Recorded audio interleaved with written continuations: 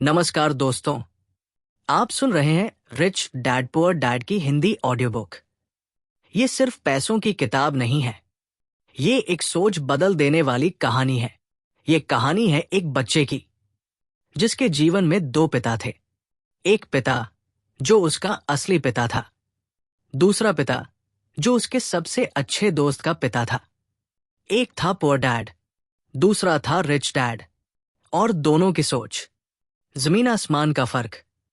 जब मैं छोटा था, मेरे असली पिता बहुत पढ़े लिखे थे। उन्होंने ऊंची डिग्रियां ली थी, सरकारी नौकरी थी, समाज में इज्जत थी। वो मुझसे हमेशा कहते थे, बेटा अच्छे नंबर लाओ, अच्छे कॉलेज में पढ़ो, फिर एक सुरक्षित नौकरी पाओ। उनकी नजर में नौकरी सुरक्षा, नौकरी सम्मान, नौकरी जिंदगी की गारंटी। लेकिन मेरे दोस्त के पिता रिच डैड, उनकी सोच बिल्कुल अलग थी। वो ज्यादा पढ़े लिखे नहीं थे, लेकिन पैसों को समझते थे। वो कहते थे, पैसे के लिए काम मत करो, पैसे को अपने लिए काम करना सिखाओ। उस उम्र में मुझे ये बात समझ नहीं आती थी। मैं सोचता था, पैसा तो नौकरी से ही आता है। लेकिन यही से कहानी शुरू होती है। एक दिन मैंने रिच डैड से पूछा, आप अमीर कैसे बने? उन्होंने कोई सीधा जवाब नहीं दिया, बस मुस्कुराए और बोले, पहले ये समझो कि ज्यादातर लोग गरीब क्यों रहते हैं। उन्होंने कहा, लोग पैसे से डरते हैं। जब पैसा कम होता है तो लोग घबरा जाते हैं, फिर वो नौकरी ढूंढते हैं, फिर सैलरी मिलती है, फिर खर्चे बढ़ते हैं, फिर ईएमआई शुरू होती है, और फिर पूरी जिंदगी इसी चक्कर में निकल जाती है। डर, नौकरी, सैलरी, खर्च, डर। रिच डैड कहते थे, गरीब और मिडिल क्लास डर की वजह से काम करते हैं, अमीर लोग सीखने के लिए काम करते हैं। मेरे पुअर डैड कहते थे, पैसा बुरी चीज है। रिच डैड कहते थे, पैसे की कमी बुरी चीज है। एक पैसा को दोष देता था, दूसरा इग्नोरेंस को। रिच डैड मुझे अक्सर समझाते थे कि स्कूल हमें बहुत कुछ सिखाता है, लेकिन एक जरूरी चीज नहीं सिखाता, पैसे की एजुकेशन। हम पढ़ना लिखना सीखते हैं, लेकिन बैंक स्टेटमेंट पढ़ना नहीं। हम नौकरी करना सीखते हैं, लेकिन एसेट बनाना नहीं। हम मेहनत करना सीखते हैं, लेकिन स्मार्ट तरीके से पैसा बढ़ाना नहीं।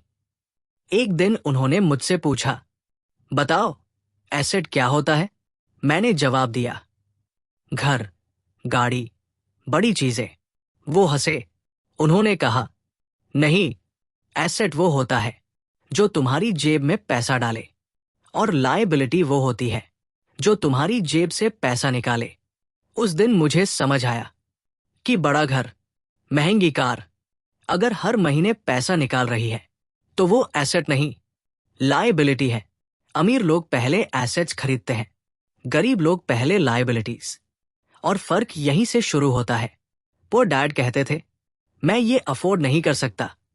रिच डैड कहते थे, मैं इसे अफोर्ड कैसे कर सकता हूं? एक वाक्य दिमाग बंद करता है, दूसरा दिमाग खोलता है। रिच डैड अक्सर कहते थे, जॉब तुम्हें पैसा देती है, लेकिन बिजनेस तुम्हें फ्रीडम देता है। उन्होंने समझाया कि नौकरी बुरी नहीं है, लेकिन पूरी जिंदगी सिर्फ नौकरी पर निर्भर रहना खतरनाक है। अगर नौकरी चली जाए तो इनकम भी चली जाती है, लेकिन अगर एसेट्स हो तो इनकम चलती रहती है। उन्होंने मुझे बताया कि अमीर लोग टैक्स सिस्टम को समझते हैं, गरीब पहले कमाते हैं, फिर टैक्स देते हैं, फिर जो बचता है उसमें जिंदगी चलाते हैं। अमीर पहले प्लान करते हैं, फिर लीगल तरीके से टैक्स बचाते हैं, फिर इन्वेस्ट करते हैं। इसीलिए अमीर और अमीर बनते जाते हैं। रिच डैड कहते थे, डर और लालच सबसे बड़े दुश्मन हैं।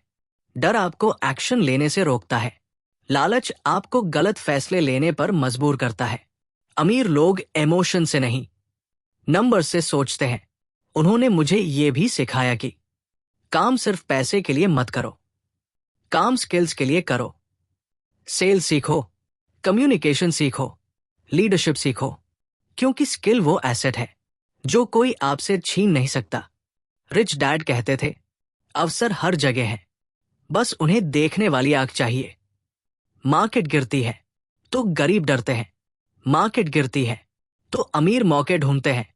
समय के साथ मुझे समझ आया कि रिच डैड पुअर डैड असल में दो लोगों की नहीं, दो सोच की कहानी है। एक सोच कहती है सुरक्षा पहले, दूसरी सोच कहती है सीख और फ्रीडम पहले। ये किताब हमें ये नहीं सिखाती कि अमीर बनने के लिए क्या खरीदना है, ये सिखाती है कि अमीर बनने के लिए कैसे सोचना है।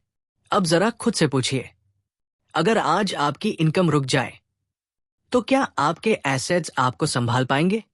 क्या आप पैसे के लिए काम कर रहे हैं या पैसा आपके लिए काम कर रहा है? Ending listener engagement. दोस्तों, अब मैं आपसे कुछ सवाल पूछना चाहता हूं। आपकी लाइफ में सबसे बड़ा खर्च कौन सा है? क्या वो एसेट है या लायबिलिटी? आज से आप कौन सा छोटा एसेट बनाना शुरू करेंगे? अपने जवाब कमेंट्स में जरूर लिखिए, मैं उन्हें पढ़ता हूं। अगर आपको ये हिंदी ऑडियो बुक पसंद आई हो तो इसे लाइक करें, अपने दोस्तों के साथ शेयर करें और चैनल को सब्सक्राइब करना न भूलें। और कमेंट में बताइए अगली ऑडियो बुक किस किताब पर होनी चाहिए। Thank you for listening. मिलते हैं अगली कहानी में। अगर चाहे तो मैं इसे और स्लो नरेशन के लिए extend 1H10-15 min exact pause plus music Q version YouTube ready intro outro अलग से भी बना सकता हूं। बस बताइए।